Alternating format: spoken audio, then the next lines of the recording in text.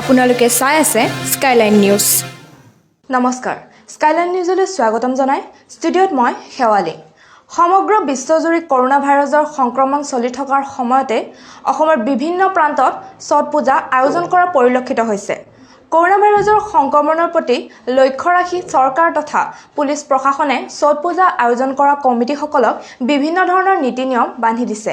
তেনে সময়তে তিনিচুকীয়া জিলাৰ ডুমডুমা ৮ নম্বৰ ছট পূজা কমিটি চৰকাৰ তথা পুলিচ প্ৰশাসনৰ সকলো নীতি নিয়ম মানি আৰু যাতে কোনো ধৰণৰ চৰকাৰী প্ৰটোকল উলংঘা নহয় বা মানুহৰ ভিৰভাৰ নহয় তাৰ বাবে নদীৰ ওপৰত ইপাৰৰ পৰা সিপাৰে যাবলৈ বাঁহৰ দলং নিৰ্মাণ কৰি তুলিছে। দলংখন নিৰ্মাণ কৰাৰ ক্ষেত্ৰত ৫০ৰ পৰা ৫৫,০০০ টকা ডুমডুমা ৮ নম্বৰ ছট পূজা কমিটিয়ে বহন কৰে।